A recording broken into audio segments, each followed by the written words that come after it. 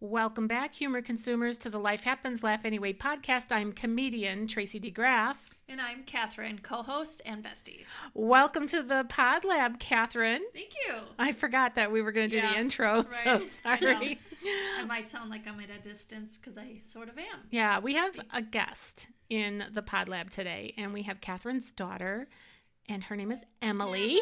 Hello. Emily, all the way from Florida. I know. Emilia. Crazy. Yeah. Back in Illinois. Emily was with us in the very, very beginning when we first launched this podcast. She and then one of my sons, Caleb, were both trying to help their two mothers to muddle through technology and figuring out podcasts when I hadn't even listened to a podcast when it was suggested to me, you should do a podcast. I'm like, I don't even know what that is really. So anyway, here we are all these years later, and Emily is our guest today. And this is episode number 266, and we're calling it Dear God, It's Me. And we're talking about faith, feelings, and the awkward years. And these are the things that we're going to cover today. Of course, we're going to welcome Emily, and she's going to define coming-of-age films and why people like them. Emily is a theater and film grad from Illinois State University, my alma mater as well. Woo-hoo. Redbirds all the way.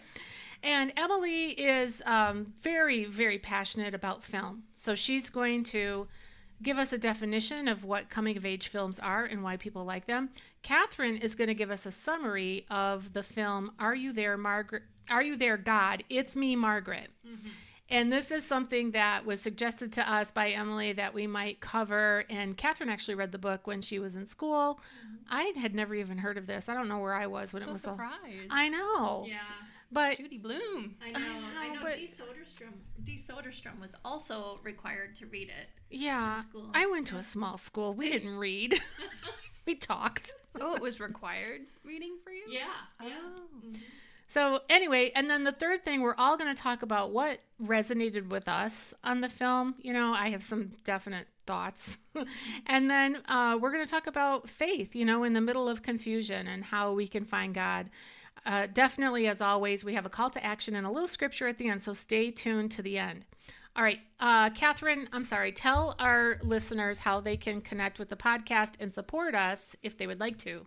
I'll begin with, before we started to record, we were trying to figure out how we can add Emily's microphone. And couldn't do it. No, we couldn't do it. Immediately, I was thinking we need to upgrade again. And this will be a good thing to talk about when we talk about sponsorship. We do have sponsors. We thank you so much for our current sponsors. And if you're enjoying this podcast, you can go to Life Happens, Laugh Anyway podcast.com. That'll take you to right to Tracy's website. I just did it over the weekend. Yeah. And I was like, wow, that really does. It's like a slide. It works. Wow. Yeah.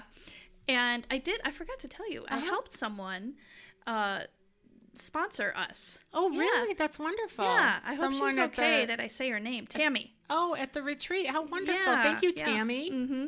I love that. So you could go there and you can, from there you'll find the prompts that'll take you to how you can donate or contribute, I should say. Yes, you can cross over from humor consumer to humor contributor. Right. And you can help us spread the word around the world. Yeah. So, all right, with that, we are going to toss it to Emily. And Emily, we all want to know, because I don't know. Give me the definition of coming of age film and then tell me why people like them. Okay. The coming of age genre is any story that showcases the evolution of a young person from, usually it starts around the puberty stage, you know, as they're coming into their personhood of a child into being a young adult, and the emotional, psychological, moral, spiritual growth that they go through. Yeah. And I think those stories are really, I don't know, I think they resonate with people because everybody goes through it. It's true. Everybody goes through adolescence, and there's always something you can relate to with these stories. No matter like what a child is going through, something in them you can see yourself as. Do you know what I'm saying? I do. Like, yeah. No matter what situation, you know, kids come from different political, cultural backgrounds, but you all go through that growing up stage where there's so much confusion together. Yeah. You know what it is? It's the awkwardness, and it's all new, and it's the first time that you're going through something. So anytime that you combine first time with awkward, I want to know. Yeah. Right? I want to see that. Yeah, and it's interesting that you said that we've all been through it. I heard something recently that was so interesting, and it was an old person who said, we all know what it's like to be young and go through adolescence, but young people don't know what it's like to be old. Yeah. Yeah. I know. Like, it was just like, it just hit me in a way. And when you just said that about we've all been through it, it just reminded me of that. You know, that is so profound, because I'm realizing more and more that this coming of age thing, it just continues. It's like a cycle that continues, because if we're blessed enough to be on the planet through, like, say 80 or 90 years, which would be considered elderly, you know, if you're blessed enough to get there, because not everybody does, you know, you're always entering into a new phase, a new chapter, a new challenge, and there's new things. Yeah. There's always new things. And the hormones, I'm going to tell you what, I don't think the hormones give up easily. Let's just put it that way. Yeah. Okay, so thank you for defining that for us and giving us your perspective on that as a film expert. I love that. All right, Cathrine, why don't you give us a summary of Are You There, God? It's me, Margaret. Yes. Well, funny because, yes, I read it. I think it was junior high, and it was a required reading in our reading class.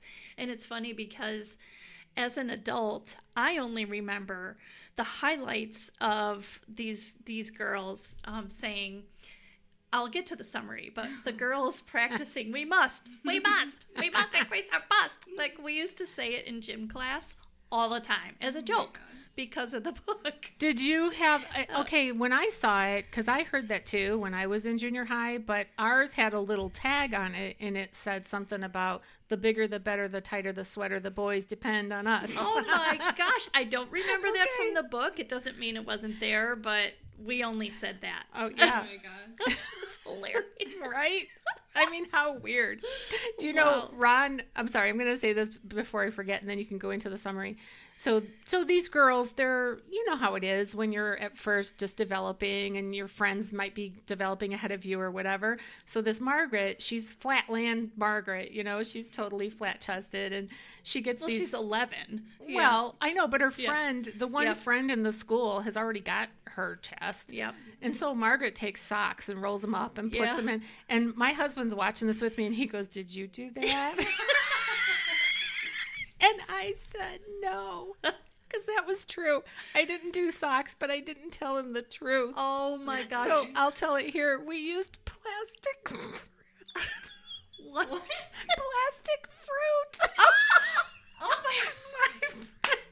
My friend and I had her mom. I'm getting embarrassed in front of you two, and I'm saying this on the podcast. My friend and I, Betsy. We're looking at you. It was Betsy. Oh my friend and I, her mom had like plastic fruit on the table. Oh yeah. And so we not the banana. We used like the orange. Please say it wasn't the banana. That's hilarious. It is funny. Oh my gosh. Yeah, I'll talk about some things I resonated with. But just a quick summary. Yeah. The movie opens up with, it's based on Judy Blume's book. Are You There? God, It's Me, Margaret. And the movie opens up with Margaret is at summer camp, and she's just getting home. And after getting home, she quickly realizes that her parents are moving. Well, we learn as viewers that the parent or the dad has got a promotion, and so therefore they're moving out of state and they're moving into the suburbs from where she lived in New York City. Well, of course she's upset because she's leaving friends behind. She's 11 years old and she's got friends established. Now she has to start all over. Mm-hmm. And so her journey begins when she moves to the suburbs, and right away this gal, Nancy, introduces herself and befriends her. And Nancy is quite the character. She's very, what word would you use? She's very outspoken. Yeah. She's very outspoken. Confident. And she's competitive and bossy. Oh, very much so. Yeah, she says, well, she introduces her to 3 other friends and says, you could be in our club and you can come, but don't wear socks. And, and her mom sees her. She had all the rules. Yeah, her mom sees her without the socks. And she's like, please just please listen to me. You're going to get blisters. And of course she does. But anyway, that's just a side note. So these friends are looking forward to womanhood. And then there's like this competition, who gets their period first. And then they go, the one ringleader, Nancy, says, well, you all have to have a bra, because they come up with the rules like you pointed out. And then they just, they go through what 11-year-old girls go through, just like what boys do they like, and things such as that. Well, we also start to learn that her parents come from different backgrounds. Her father was Jewish, and his mother is played by Kathy Bates. That's right. And the mother, she comes from a Christian background, but she was estranged from her parents and hadn't seen them in a long time. So Margaret didn't know where she stood in terms of her religion, but from the very beginning, she's always talking to God. So that's praying, and she's asking God, where are you? I'm here. It's me, Margaret. Yeah. Where are you, God? And she talks to him all the time throughout the movie, which I love that. And her teacher kind of spots that she's struggling with her faith issues, and he encourages her to do this essay, this report on what finding her religion. Yeah, it's on religion. Basically, he assigns her a research project to research religion. That's right. Yeah. That's so right. she goes to all these different kinds of churches. Yeah, so I loved it when she went to her friends' churches, and she also went to her grandmother's temple. And she felt she didn't fit in to any of those. And the movie it plays out with like real life does, where both sets of grandparents minus the grandfather on the dad's side, and they have an argument over Margaret and what religion she's going to choose. And this upsets Margaret, but she doesn't give up. She still talks to God, and she's still trying to discover, or waiting for her period, which I don't remember ever wanting it. Me neither. Me either. I do not remember. But I do remember that in the book, how badly she wanted it. Yeah. Ron asked me that question too. He was like, did you want that? And I said, no. No. I did not. Dreaded it. I did not want that, no. But I can see where at that age, if you're either an early onset puberty person or later, I can see where if you're different, it would make you a little anxious. You know what I mean? Yeah. Yeah, I can see that too. Yeah. So what's really cool is that Margaret doesn't even know it, but God is revealing himself, and he's having her go through these difficult times. It does get difficult for her. She thinks God's not answering. She thinks things are getting worse. Her friendship falls apart with her little club. She realizes she had been mean to the girl that was developed. And also her grandmother moves out of state to Florida, so she's upset about that. Yeah. And there's a lot of changes going on pretty quickly in a short amount of time. Yeah. But what's really awesome is in the end, she sees that God has answered her prayer. In this case, it was she got her period. Yeah. But also things are brighter. She no longer, she had a little crush on this boy who she learns he's really shallow and, not nice. So she realizes that it wasn't meant to be with him anyway. So she's feeling brighter. And in the end, she thanks God. Yeah. And so that's pretty much The a summary? summary of it. Yeah. Well, thank you, Catherine. You're very good at summaries. That's why I tasked you with that. I want to hear from you, Emily. What resonated with you in the film? I really, really love when you can immediately see the tone of a movie. Like you said, it opened with her at summer camp. It opens on this montage of girlhood. Yeah. Of the girls doing like writing in their journals at camp and swimming and all this fun stuff. And then, so you immediately are like, you know, it's going to be like lighthearted and stuff. And then you watch her go through all these trials and tribulations of girlhood. And I don't know, it really stuck with me and like resonated with me, because we didn't grow up super religious until I was in like middle school-ish. We went to church sometimes when I was younger, but it wasn't until I think like maybe 5th grade, 6th grade that we started regularly going. Okay. So I felt that exploration of that as well. Okay. Yeah. And right? I don't know. I want to say it was like 2003, 2005. Really? Yeah. It felt like Definitely 2005. I don't know. Maybe in my head when I started going to youth group is when it was like clicking in my brain. Yeah. Which was like 6th grade. Yeah. Yeah. Oh, I did. Yeah. But then I also like the element of that girlhood doesn't stop, like, because it goes through the changes her mom Barbara is going through and her grandma is going through. Yeah, you're right. So it shows women in different stages of their life. It never stops. It doesn't. Of like, life is always going to surprise you, because Barbara she quit her job and now she's a stay-at-home mom and juggling what that means, and her grandma is all alone for the first time and stuff like that. Do you mind if I interject? Yeah, go. Don't you love it when Barbara, she's gonna try this stay-at-home mom thing, and then it comes to the PTA meeting, she's like, I'll do that. That reminded me the of other mom's somebody. like, I know. Good for you. And she couldn't say no. Yeah. Yeah, you're right. That's a really good point. Right? Yeah, that's what I was referring to in the beginning, just that that's how our life is. It's a constant season of something new.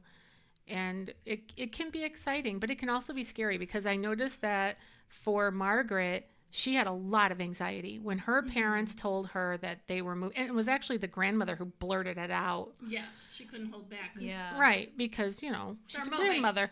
Well, and it's funny you point that out, because, yes, the grandmother projected that onto her. She was like, yeah, they're moving. And she's kind of like saying, yeah, Margaret, aren't we both mad, Margaret? In a way. Yeah, and the grandmother was upset about it, and the son and the daughter-in-law had both had asked the grandmother not to say anything, because they were going to find a way to break it to Margaret. Yeah. But there was so much anxiety in Margaret when her parents divulged this information, or the family did, because she was thinking, we're moving away from the city. The city is the only thing I've ever known. So that's what she's familiar with and she's comfortable with. And now she has to unplug from that and plug into something new. Yeah, for sure. That's Did tough. you catch that when the grandma says, because the parents scold her and they're like, hey, we wanted to tell her. And then the grandma goes, well, she can figure it out. There's boxes. They got a new car. She's getting it. Yeah. I thought that was And then I loved it how the mom and dad were trying to smooth it over and make it like, this is a good thing. Dad got a raise. Mom's going to be home. And I'm thinking, what middle schooler really wants mom around? They don't. They're just like, I don't care about that. I care about my friends. I'm past that. Right. Yeah. So, Cathrine, tell me what resonated with you. I mean, for one thing, the setting or the time frame of the film was like 1970. So what resonated with you? That's what I was going to lead with. Let's talk about the 70s. The setting. I was so busy taking it in with the decor, and I kept thinking to myself, where'd they get all the stuff? Did they shop the local antique shops? And because I know that when movie sets do things like that, they do that. And actually, one of the movies that was made out here not long ago, they shopped at the antique mall where I am. So anyway, we had that couch that was in the film. Oh, did you? I was like, there's our couch. Wow. Yeah. So I thought that was pretty cool. But yeah, definitely could resonate with a lot of that. But I honestly, on a serious note, what I can sadly really resonate with was I wasn't brought up in any religion at all in my family. And I always, felt something was missing. I mean, we had a nice life and did a lot of good things. But all of my close friends went to church with their families. And I didn't like that we didn't. There was one part of me that's like, oh, that's nice, because my friends would complain about how they had to get up early and on a Sunday and go to church. And in one way, I was like, oh, I don't have to do that. That's nice. But on the other, I kind of felt, so I remember riding my little skateboard on the sidewalk and looking up in the sky and just thinking about God and things like that, and talking to him, but not really knowing him. So that was one thing. Okay. And spin the bottle. Did you play? Yes. I remember. Okay, I am going to say this. Your daughter's here. I'm not even sure if I've ever told anyone this.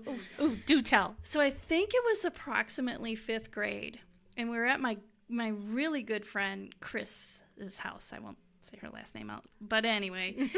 And she invited boys and girls to the, and I remember thinking, when did she become friends with boys? Was it in the basement? It was not. Oh. But her mom left us alone, as far as I remember. And I remember thinking, when did she become friends with all these people? Because we were really close. Yeah. And I was nervous because, some of these kids were considered really popular, and I was sweating. And I never had deodorant. I didn't even know I needed deodorant. So we're playing spin the bottle, and I'm squeezing my arms to my sides because I don't want anyone to smell this unpleasant smell I never had before, ever.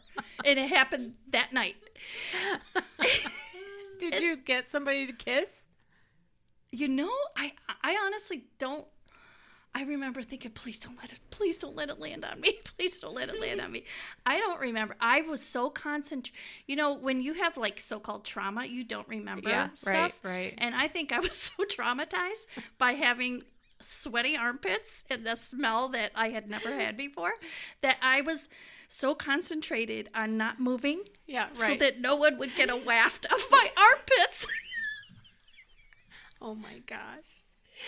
That is so funny. It is the truth. Like, I remember that. Like, I feel like I'm red right now. I know. That's exactly what happened to me with the fruit. I was just saying, I feel really red hot.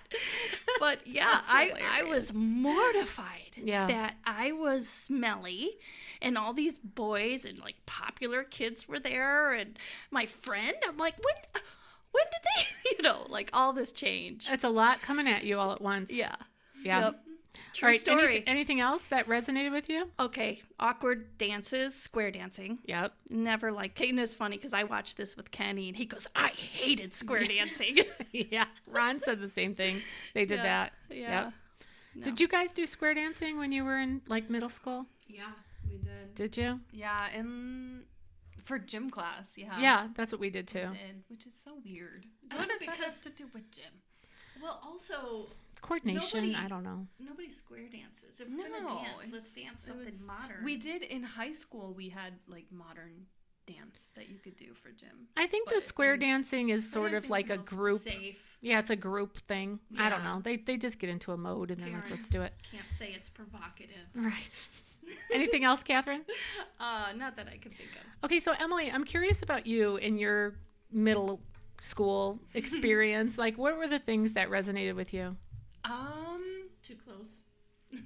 Come on, Emily. Okay. We spilled the tea. Okay. I can't remember how old I was, but this movie always makes me think of this story, and this is Christy Klaus.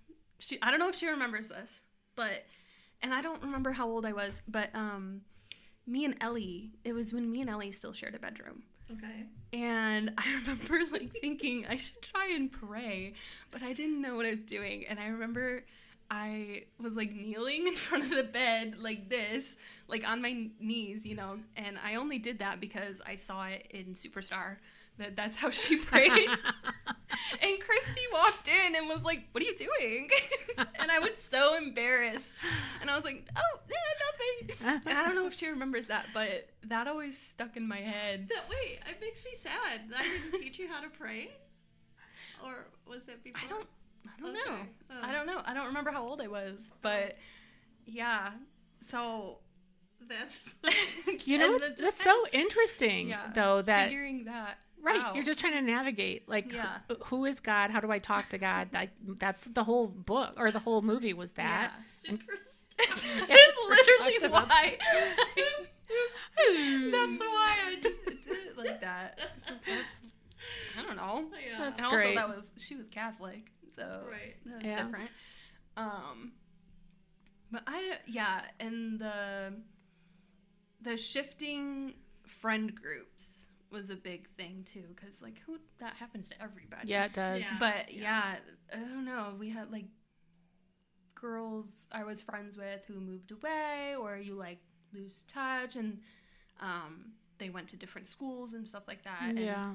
I don't know. That was also a big part of my middle school. That was a big thing, like squabbles with friends and stuff that you get through. But I don't know, seeing it like in a movie, you're like, oh yeah, so other people go through that too. Yeah, and it's so painful.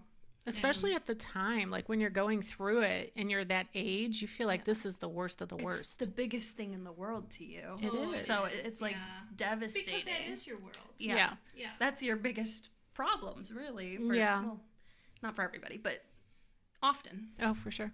What about Spin the Bottle? You know, I never played that. I never did when I was curious. Wondering if those DeGraff boys ever got over there. No, I don't remember ever doing things like that. No. That's good. Or Kenny said to me, so your dad said to me when the 2 minutes in the closet, Kenny looks at me with your dad looks at me with this, how do I word it? Without little sheepish grin. Yeah, only that's not the way. I know what you would say. And he goes, "Did you ever do that?" I was like, "No, I never did that.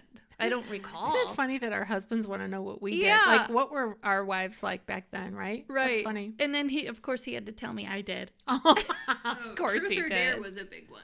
Truth or Dare. Yeah. Oh, yeah. we Truth or played Dare was that. big. You know what was big? Girl Scouts. When I used to go to Girl Scouts, was lock yourself in the bathroom, turn off the light, and repeat some kind of a Yeah, thing. like the Bloody Mary. The Yes. Bloody Mary. I was Yes. scared. Yeah, we did Me that. too. I would never do that. Oh, I was like, "Are you gosh. crazy?" I No. Yeah, and I remember thinking, please don't like. I kept thinking it, and I felt like thinking it was saying it, and Yeah. I was scared to death. Yeah, it is scary. Anything else from you two gals about that resonated with you? No, I don't think so. Okay. Anything else? No. Okay, well, if you think of something, just interject. I'll share with you all that the training bra thing resonated with me. I remember my training bras, and they were called training bras. And I know on the film they were called like grow bras or something like that. Yeah. And I was as flat-chested as a table, and I had one pink and one blue, and it was just basically like a tube sock that was over my Yeah. flat chest. You know, it wasn't holding anything up. I can't remember Okay. ever wanting, like, I was not anticipating having to wear a bra. Yeah. I remember when we had to get you one. I did just remember something. So in the movie too, the boy that Margaret kind of likes, he's like the cool kid, and on her birthday, he goes, "Happy birthday, Margaret." He goes, "I got a gift," and he pinches her, and he says, "That's a pinch to grow an inch where you need. You know where." Well, that reminded me of, so I was not developed. I, in fact, had to wear training bra like in my teens. It Through was high school. terrible. But I remember the boys calling me Great American Flatlands. Yeah. Like, Yeah. oh my gosh. And it's funny now, but at the time it was awful. I you think know? it's just devastating to be pointed out. You know what I Oh, mean? yeah. Like, these are things, obviously you have no control over it. Not only pointed out, but compared to. Right. Like, comparison. exactly. Terrible. And poor Margaret, she's praying, "Dear God, please make my boobs grow, please." Yeah. She's like begging God to give her a chest. Right. I agree. The awkward dances, they were always awkward, especially because girls are typically taller than the boys. You know, at that age, it's really awkward. I thought it was hilarious on the film when the really tall, developed girl had to go into the closet with the really short Oh, boy. yeah. Right. I'm like, that's funny. Spin the bottle, yes, I had a spin the bottle experience. It was in the basement of somebody's birthday party home, and the bottle landed on a little boy named Ron. Oh my gosh, really? Yes, Oh, and funny. I let him kiss my hand. I stuck my Like the hand out. queen. I said, you could kiss my hand. Oh, that's funny. Yeah. How old were you about? Fifth grade. Fifth Yeah, grade. it was fifth grade. Yeah. Yeah, so that must have been the time, that parents think, oh, yeah, they're going to have this little birthday party, whatever. Right. Questions about God. When I was little, I remember being in my room with the light on, and I was laying in my bed, and I was like, God, if you exist, if you're real, turn my light off. And then I would just wait for him to do it. Yeah. I was like, come on, I'm here. Yeah. Yeah. Oh, how fun. And definitely I had a diary when I was that Oh, yeah, me age. too. And I was a journaler for forever. And that's how I ended up going into journalism. And that's how I ended up writing a book, actually, is journaling. So I had the one with the little lock on it. Me too. Yeah. Yeah. Yeah. I wish I still had that, but I don't.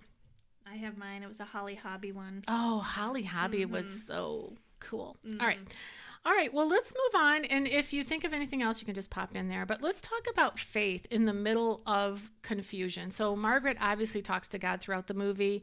And even though she doesn't have clarity on God, she's searching and she's questioning and she's wondering. So what are your thoughts on that?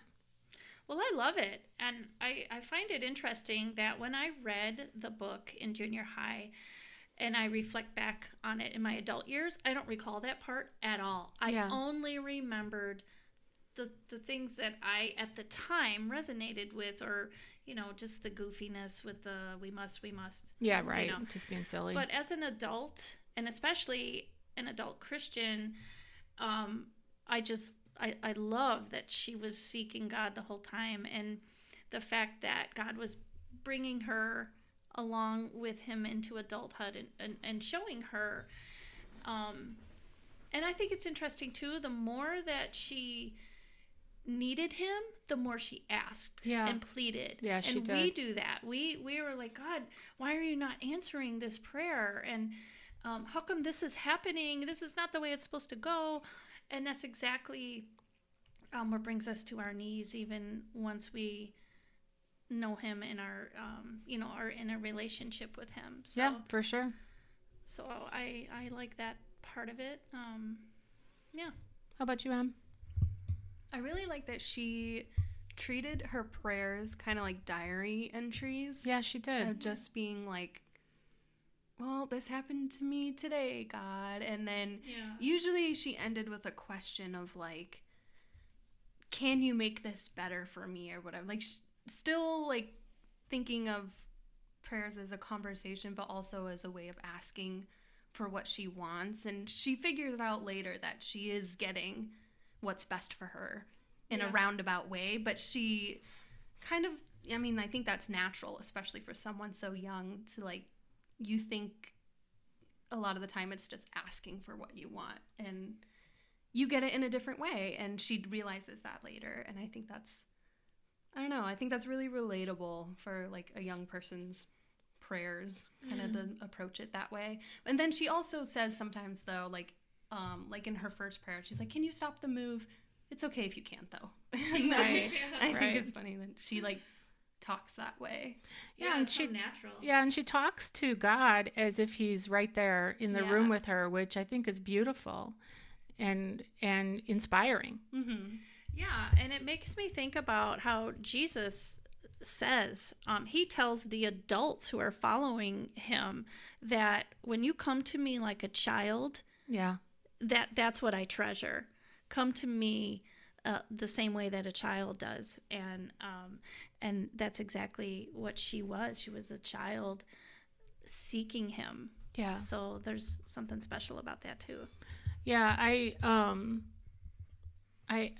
definitely appreciated all of that on the film, and that she just kept at it. Like life was happening along the way, because we know that because we're in life, things are messy. There's nothing that's puppy dogs and rainbows, that real life is messy and it's also painful. And guess what? God knows that. And we know that now as mature believers, right? Like I've been a Christian now for 40 years. That's a long time. But Psalm 139 puts it beautifully because the psalmist is saying, where can I go from you, God? You know, if I go to the depths, you're there. If I go to the heavens, you're there. So obviously God is all knowing, and he knows our deepest, most inner thoughts. Yeah. Right. And he loves us so deeply and fully. And it's, you know, it's the belief of a Christian, because it says it in the Bible that God created us. He created us from nothing, and he created us in his image. And he also created us with a desire to know him and to have connection with him. And so that relationship is like a magnet. You know, I think that's why, like, all of us talked about how we were thinking as young women, future women, whatever you want to call them, adolescents, about God. So it really is something curious to think about. Yeah, and I think that there seemed to be an awareness with Margaret's character that she knew those things, that he was there, even though she said, this is what happened today, and God, this, and that. There seemed to be an overall awareness that he already knows this. Wouldn't you think that from watching the movie? Where? Of what? that God already knows what she's talking about? That she has this awareness that God already knows this anyway. Kind of, yeah. Maybe I picked up on something that's not there. I don't know. Okay. Let's move on. All right. Let's move on to just a couple of takeaways. The first one we already kind of talked about. Awkward seasons are normal, and they're even necessary. And growth often looks like confusion before it becomes clarity. Yeah. I got to share this. I know I shared it with you, Catherine, but I don't remember if I talked about it on the podcast. So forgive me, friends, if you've heard this before, but whatever. I've been listening to these it's like a YouTube channel of 90-year-olds. Okay. Oh, okay. And they talk to their younger 60-year-old self. Okay, so this is what you have to do as you get older. You have to keep finding people older than you to try to figure life out, right? Right. So I'm watching this series of 90-year-olds and what they're telling their 60-year-old self. Okay. And this one lady says, keep making friends. Oh, that's right. Because you're going to need them. And right now, you have your friends in your 60s, but guess what? She talked about how all her friends died, and she's still alive. So you got to make friends with some young bucks like this, right? So, but that just speaks to the point that we always are going to be going through these cycles of newness in a new season. Yeah. So, okay, the second thing that I thought could be a takeaway is that you don't have to rush your identity. The world pushes labels, and God invites relationship. True that. You know? Right. Yeah. Like, you're in such a hurry to figure stuff out. Yeah. And I think as a society and culture, we definitely feel that pressure for sure. You know, like today and in the 70s and nothing changes. All the time. The only thing that changes are the names of the people, right? Because we're all messed up. Yeah. You could put another word in there, but we are. And then finally, God welcomes honest questions. You know, you can come to him and be unsure. You can even have doubt. Thomas was an apostle, and he had doubt, and he witnessed Jesus. And, you know, he had to see for himself the hole in Jesus' side before he could believe. And he saw miracles and everything. So God knows if we have doubt. We can come to him with our doubt. He can handle it. Yeah, that's for sure. Yeah. All right. Anything else that you two would like to say about this particular film? I don't think so. I don't think I have anything else. I think I pretty much said. Okay. Yeah. Emily, how about you? I think it's a really good representation of kids who are going through families that have that cultural difference between them. And I think it's a good example for kids and parents of how to I think her parents do a pretty good job of trying to welcome that exploration for her. Even there are some strains that, you know, happen, but I don't know. I think it encourages finding yourself through asking questions and exploration. So I just think it's a good representation of that. Yeah, and her mom and dad both seem to try to take each hurdle, and they seemed very loving to her. Yeah. No matter what. Like, you know, when she needed the bra and the mom's like, already? Oh my gosh, you know. Yeah. And it's hard to be a mom too. I mean, it really is. That's a tough job. Yeah. So. Yeah. All right, well, let's move on to our scripture. We've got a couple of verses to share with you. One is James chapter 1, verse 5, and it says this: if any of you lacks wisdom, you should ask God, like Margaret did, right?